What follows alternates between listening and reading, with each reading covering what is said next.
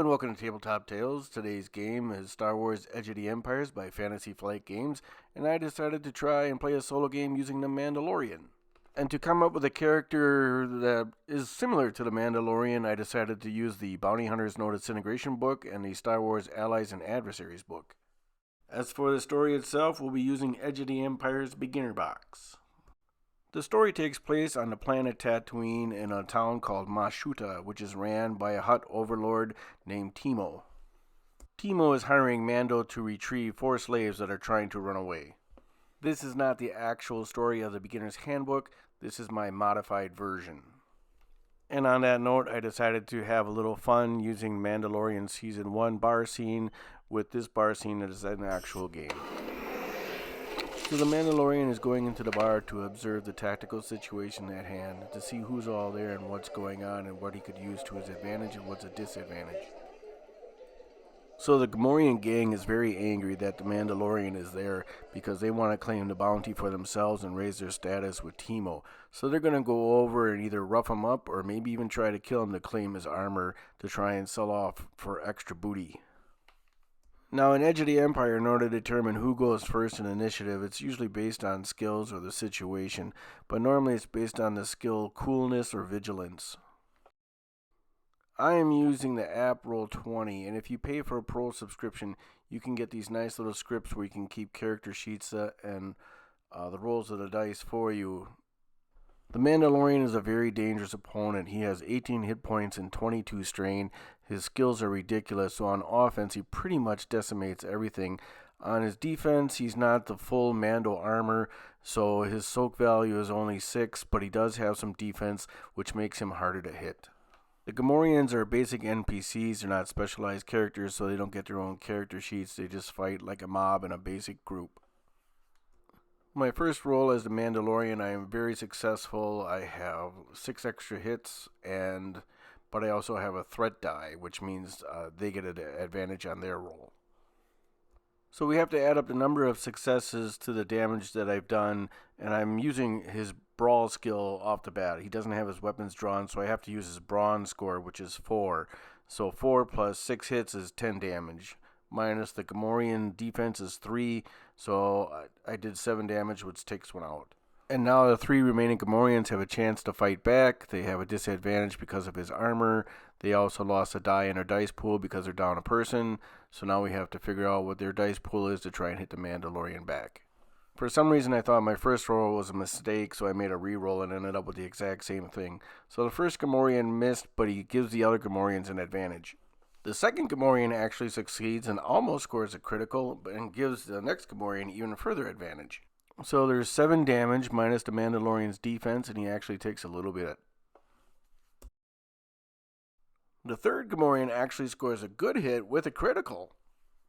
Since I am using the beginner box scenario, I'm following the beginner box rules, and a critical hit just makes the Mandalorian receive some extra strain. Now this critical hit stays with him, and if he takes more critical hits in the future, it becomes harder and harder for him to fight, and then he actually has to get medical attention to remove any critical hit that he received. And now we're back to the top of the round, and the Mandalorian takes a swing at the next Gamorrean. 4 plus 5 is 9, minus 3 is 6, just enough to take out the next Gamorrean.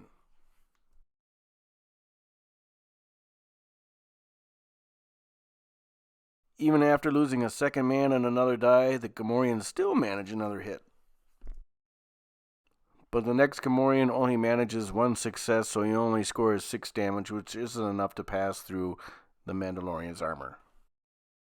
Back to the top of the round, the Mandalorian takes a swing at the next Gamorrean and only manages 1 success and misses a critical by 1 advantage. If he would have scored a critical hit, he would have took out the Gamorrean, but he just scored a basic hit.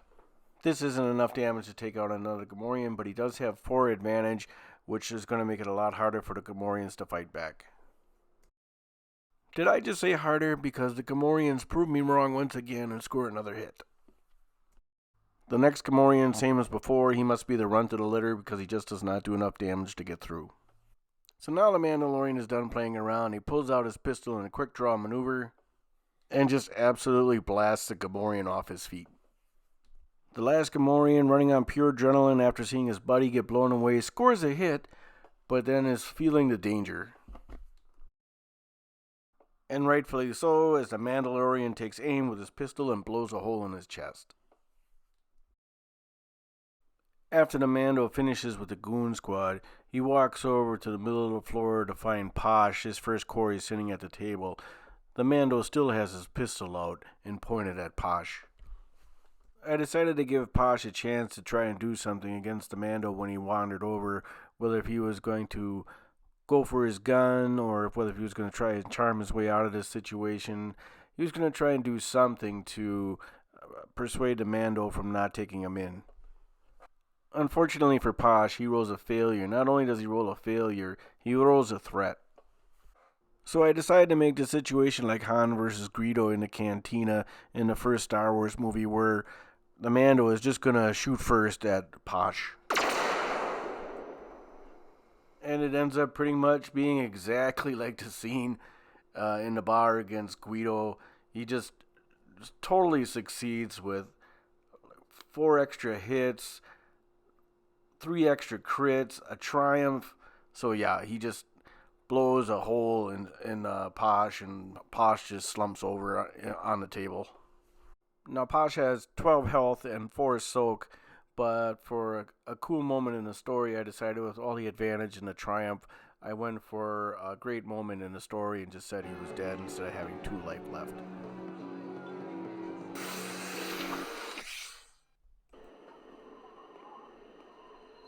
So the Mandalorian suffered 7 wounds out of the 18 that he has, and he's on his way to his next target.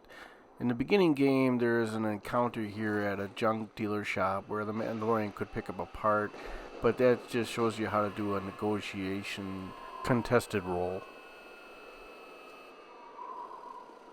And I'm about to do the very same thing here at the Spaceport Control Center, where I have to make a contested roll against the agent who runs the facility. The Mandalorian is approaching the spaceport, and I decided that he's got to make some streetwise rolls in order to figure out the best way into the spaceport without any trouble. So he's going to make some rolls, and then he actually discovers that there's a way around the side, which will be where he'll be less noticed, and it might be easier to get into the spaceport without a hassle. Once inside, Overseer Bryn sees the Mandalorian enter the facility, and she goes over to see what he wants. And this is where the Mando is going to use his connection with Timo to pressure her into putting a lockdown on the ship that the NPCs are trying to escape in.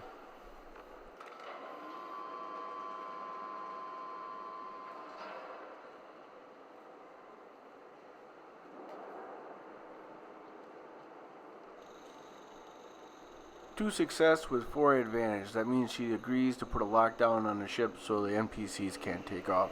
Now the NPCs would have to come back to the spaceport to see why their ship is on lockdown, which would give them an advantage.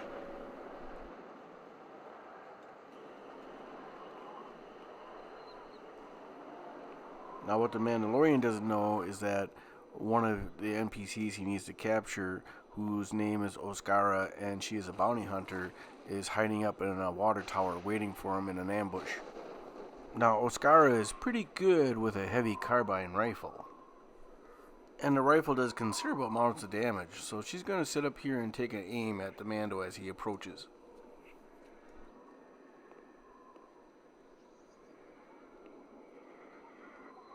And she scores a good hit and does 13 damage.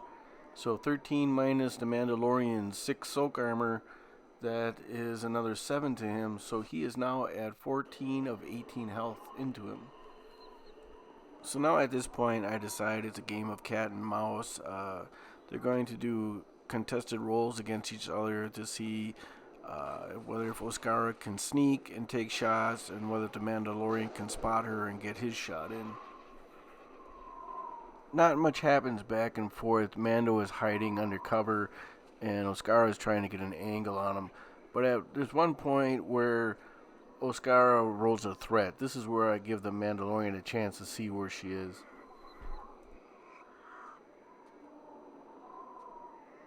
It's at this point where I feel that they've spotted each other, and the Mandalorian is going to fly up in the air with his jetpack, and now it comes down to initiative against each other where they're going to do contested cool checks to see who goes first.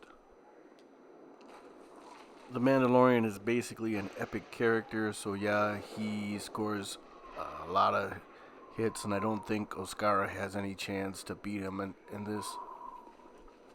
So it's actually a very good role, but yeah, the Mandalorian just outclasses her in this situation, so the Mando is going to get a chance to shoot at her first.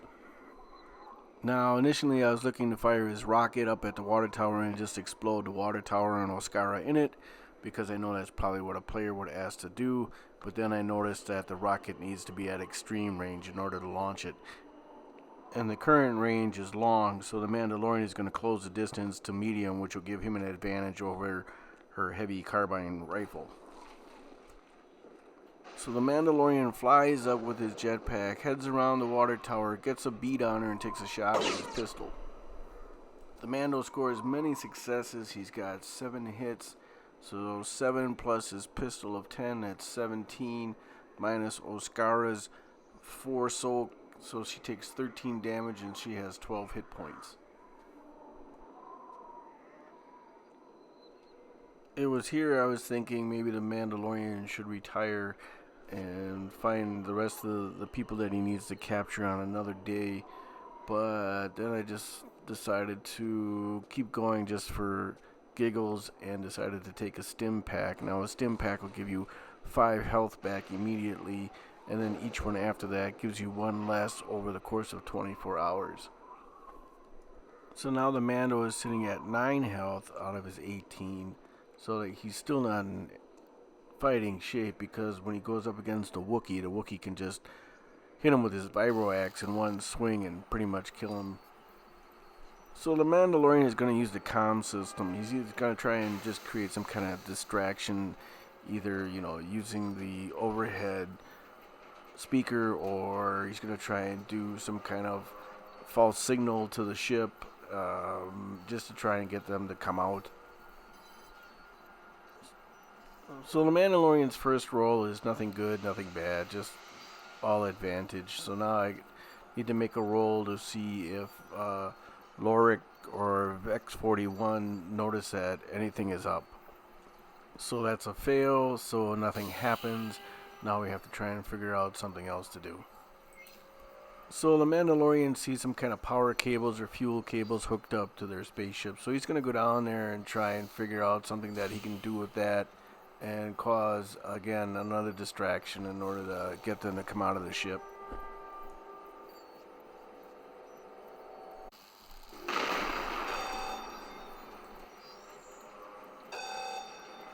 So the score with a triumph, I'm going to say that both NPCs are going to come out of the ship, and the Wookiee's going to come out first, and Vex is going to shut off the alarm and come out and see what's going on. So the Mando is going to take up a defensive position and then take a shot at the Wookiee when he shows his face coming down the ramp. The Mando hits, but he also scores a threat, so the Wookiee's going to have an advantage on him when he attacks the Mando back.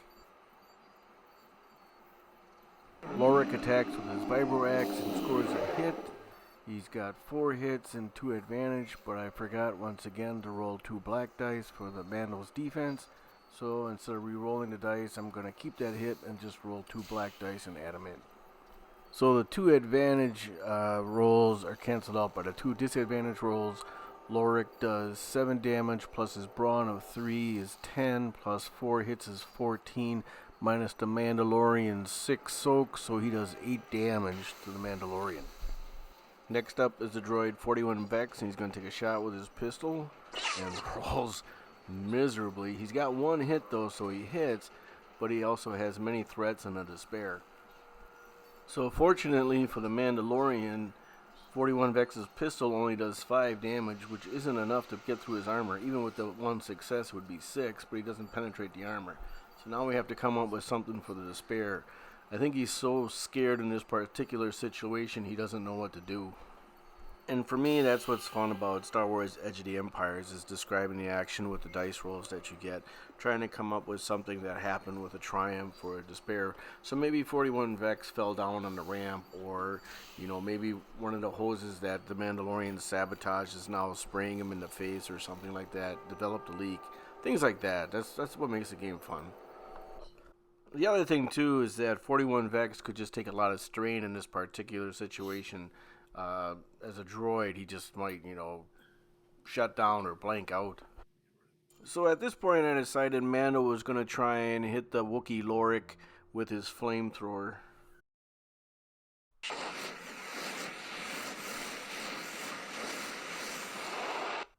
Oof. Yeah, that's definitely a hit. That's gonna hurt. So a flamethrower is only 5 damage, but I got 5 successes, so that would be 10 damage. It does a critical with 2 advantage, so there's at least 1 crit plus a triumph. It also burns, it pierces, and then it has vicious 3. So yeah, poor Lorik just got burned to a crisp.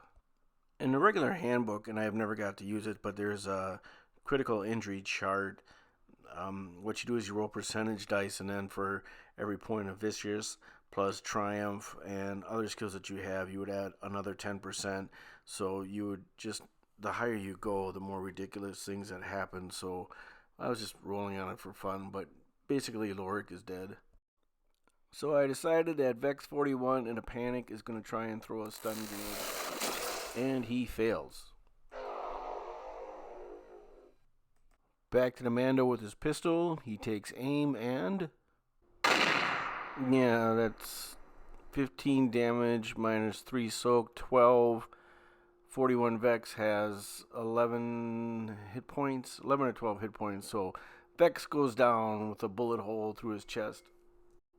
So having survived the encounter with just having 1 hit point left, the Mando rounds up all of his bounties and is going to take him back to Timura Hut at his palace.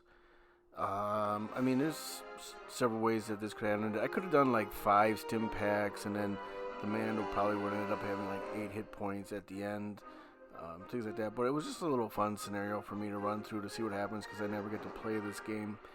But I hope you enjoyed this video, and take care, and we'll see you next time.